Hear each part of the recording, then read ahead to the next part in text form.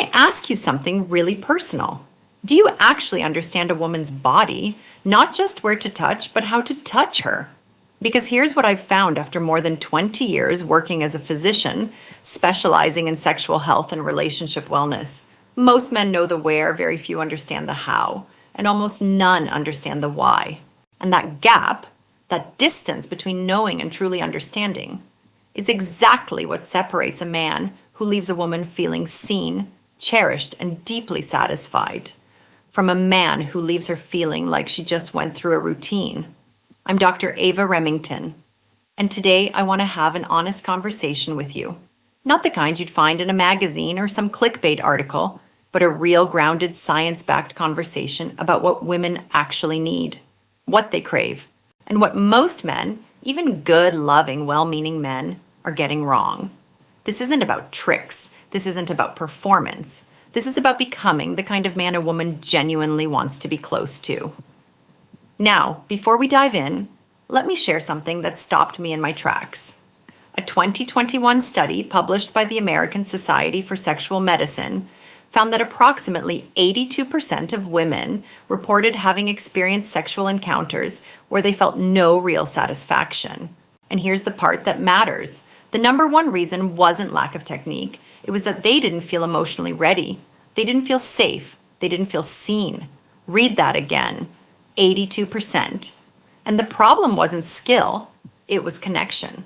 So if you've ever felt like something was missing, like you were doing everything right, but something still felt off, this is probably why.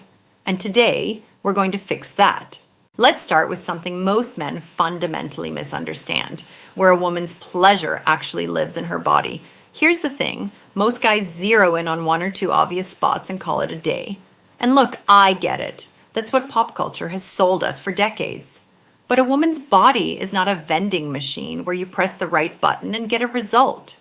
It's more like a finely tuned instrument. When the whole instrument is playing in harmony, the music is extraordinary.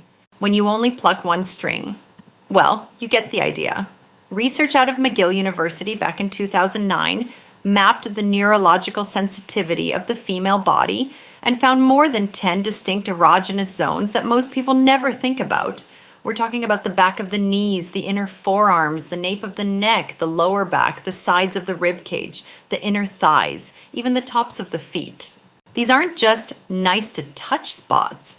They're neurologically loaded areas that, when approached with the right intention and the right touch, can create waves of sensation that travel through the entire nervous system.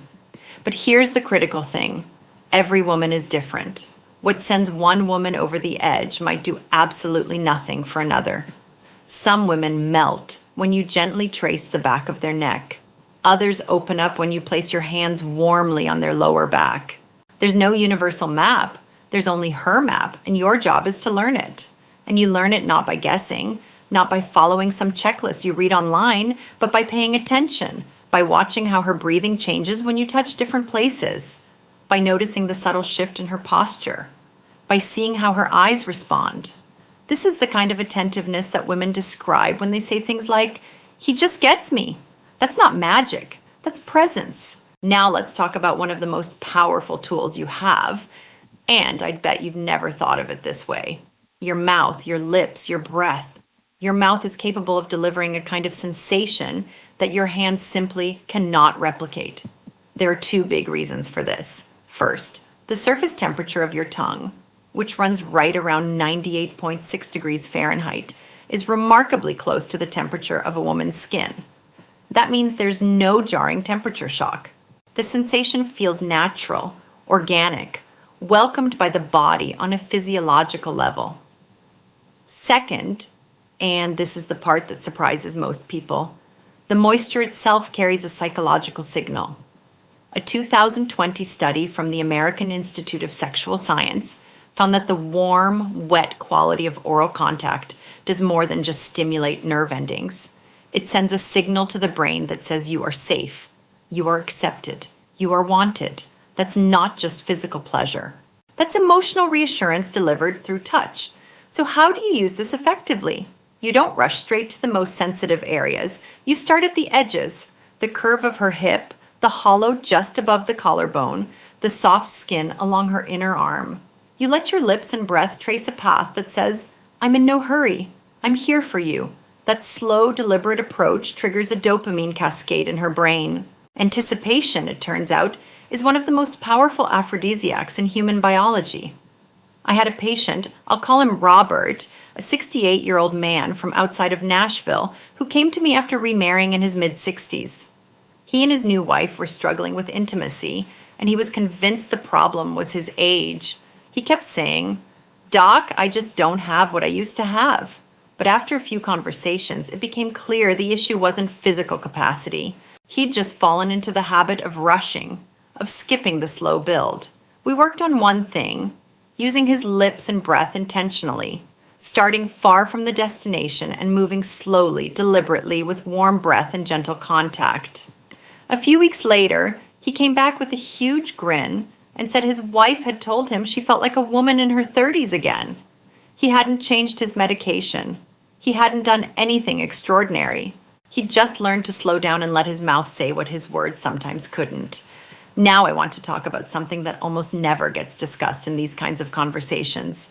And it's something that I think is actually more important than any technique. Your eyes. I know that might sound strange, but bear with me because the science here is remarkable. A Stanford psychologist named Dr. Arthur Aaron conducted a study, now famous in the world of relationship research, that found that sustained eye contact for just 4 minutes caused a dramatic spike in oxytocin levels between two people. Oxytocin is sometimes called the bonding hormone or the love hormone. And here's what it does physiologically. It reduces the body's threat response. It lowers cortisol. It makes a person feel safe enough to open up, emotionally and physically. In practical terms, that means before you ever lay a hand on your partner, looking at her, really looking, not staring blankly, but looking with genuine warmth, with intention, with the quiet communication of "you matter to me," is already doing profound neurological work. Her body is already beginning to respond. Her nervous system is already beginning to settle, and timing matters. Look at her right before you lean in for a kiss. Hold her gaze for just 2 seconds before you reach for her. Let your eyes say, "I see you. I want you. I'm not going anywhere." Those 2 seconds are more valuable than most men realize. A woman once described it to me this way: "He hadn't even touched me yet, and my whole body was already responding. It was just the way he was looking at me." That's the power of genuine attention delivered through eye contact. Now let's layer in something else that most men completely overlook: your voice. Your voice during intimate moments is not just for communication. It is a physical stimulus. The tone, the rhythm, the warmth of it. These things register in a woman's brain in ways that directly amplify physical sensation. A 2017 study out of a UK university measured brain activity in women while they listened to different types of male vocalizations. When men spoke in low, slow, soft tones, especially with natural breath mixed in, the pleasure processing centers of the women's brains lit up. Not metaphorically, literally. So what does this mean practically? It means that when you're close to her, your voice shouldn't be silent and it shouldn't be loud. It should be low, unhurried, warm. A whispered, "You okay?" carries more sensory information than most people realize. A soft, "You're so beautiful," breathed close to her ear isn't just a compliment. It's a physical experience. Try this. Instead of staying silent during intimate moments, let a little of what you're feeling come out naturally. Something quiet and genuine like, "This is everything," or "I've got you." Keep it simple. Keep it real. The goal isn't poetry.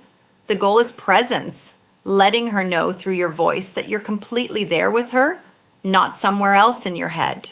When your breathing begins to sync with hers, when your rhythms start to match, something remarkable happens neurologically. Researchers call it neural entrainment. The brain waves of two people begin to synchronize.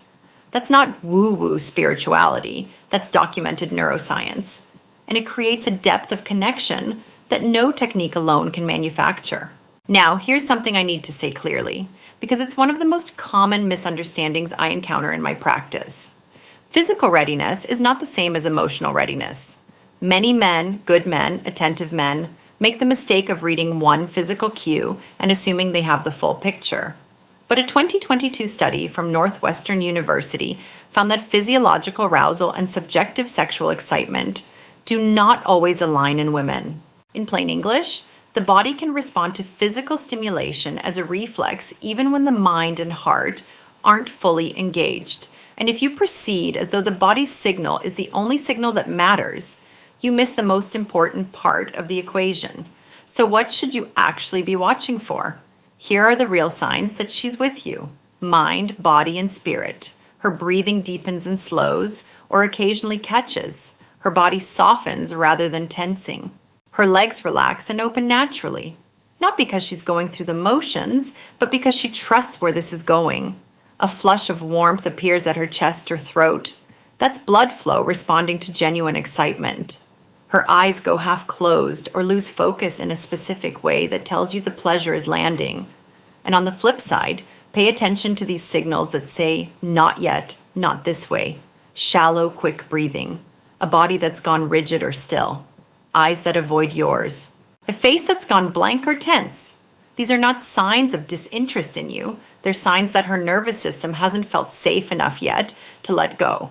And the answer is never to push forward. The answer is always to go back, to slow down, to reconnect. Learning to read these signals and respond to them honestly is the difference between a man who satisfies a woman's body and a man who genuinely moves her. Let's talk about sequence, because this might be the single most underrated element of everything I've covered. Women's pleasure isn't just about where you touch and how you touch. It's about when, about the order in which you move through her body and how much time you spend in each place. Think of it like a great piece of music. You don't open with the climax. You build, you develop, you let the tension rise and fall before you resolve it. And the resolution, when it finally comes, is profound because of everything that came before it. Most men, when they're feeling rushed or self-conscious, skip straight to what they think is the main event. But doing that is like skipping the first 8 innings and expecting the 9th to mean something. It doesn't. The meaning comes from the journey. Here's a framework that I've shared with hundreds of patients over the years. A natural progression that works with the female nervous system rather than against it. Start at the back. The shoulders, the spine, the curve just above the hips. This is the zone of relaxation and trust. It says, I'm not in a rush. I'm just here with you. Then move to the sides, the waist, the outer hips, the outer thighs. You're getting closer, but you're not pushing. You're inviting.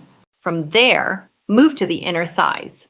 Slowly, never arriving where she might expect. Always staying just at the edge of anticipation. This is where dopamine really starts building. Her brain is asking, where is this going? And that question itself is pleasurable. Then, and only then, the chest, the neck, the collarbone.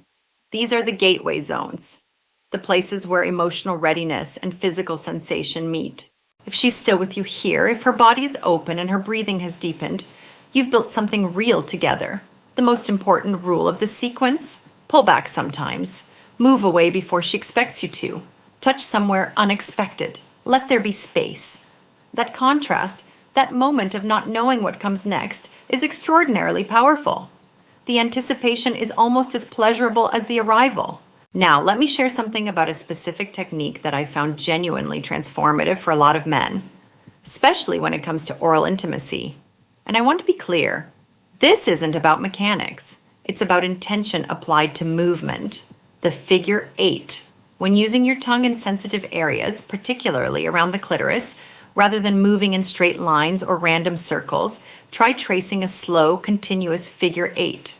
The reason this works so well is threefold. The center of the 8 naturally distributes stimulation rather than concentrating it in one spot, which can quickly become overstimulating. The looping motion creates a sense of continuity and rhythm that allows arousal to build without interruption, and the natural variation in the path gives you room to change pace without breaking contact. The key, and I cannot stress this enough, but don't force it. The tongue should be relaxed, not stiff. The pressure should be light to medium, not heavy, and the speed should start slow, genuinely slow, slower than you think, and only increase in response to her actual signals, not your assumptions about what she wants. I had another patient I'll call him Don, a retired school teacher from outside of Charlotte, North Carolina, in his early 70s. He and his wife of 40-plus years had drifted apart physically after his retirement.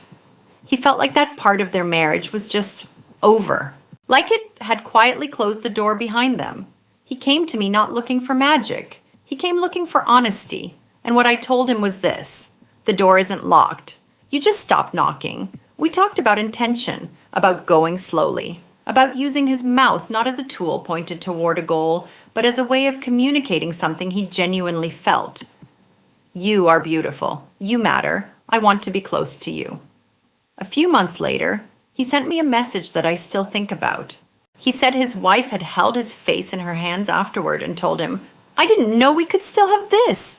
That's what we're really talking about, not technique, connection.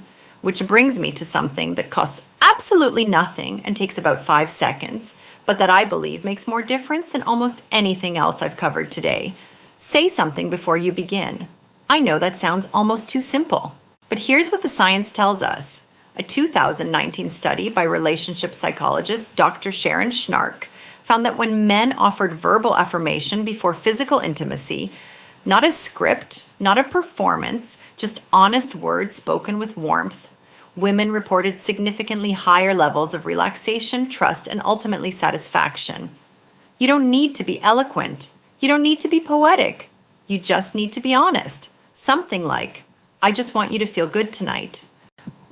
Or, "Take your time. We've got nowhere to be." Or simply, "You're so beautiful to me."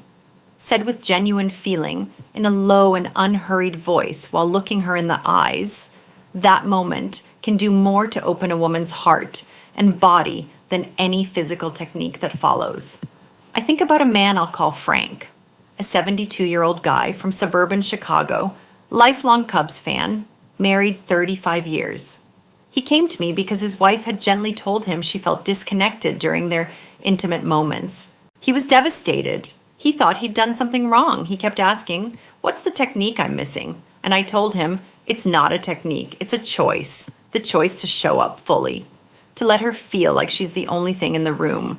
We worked on one simple habit. Before anything else, he would look at his wife, take her hands, and say something he genuinely felt, not from a script, not the same thing every time, just whatever was true in that moment. "You're still the most beautiful woman I know." Or, "I'm so glad you're here." Sometimes just her name, said softly, the way you say a name when it means something. He told me later, "Doc, I thought she needed something I couldn't give anymore. Turns out she just needed me to actually be there." And that's the truth I want to leave you with today. The greatest gift you can give any woman, at any age, in any season of a relationship, is your complete, unhurried, wholehearted presence. Not performance, not expertise, presence. Because here's what I've learned in more than 20 years of this work. Women don't remember the perfect technique. They remember the man who made them feel seen, who moved slowly enough to notice them, who said their name like it mattered, who looked them in the eyes and stayed. That man isn't defined by his age or his physical capability. He's defined by his attention, his patience, and his willingness to keep showing up. Not just in the bedroom, but in all the small moments that lead there. So wherever you are right now, whether you're in a long marriage that's lost some of its spark, or a new relationship that you're trying to build with care, or simply someone who wants to understand women better than you did before, know this: it is never too late to become that man. The one who listens, who slows down, who learns. Start tonight. Not with a new move or memorized line, but with one real moment of genuine attention. Look at the person you love like you mean it. Take your time. Say something true. That's where everything good begins.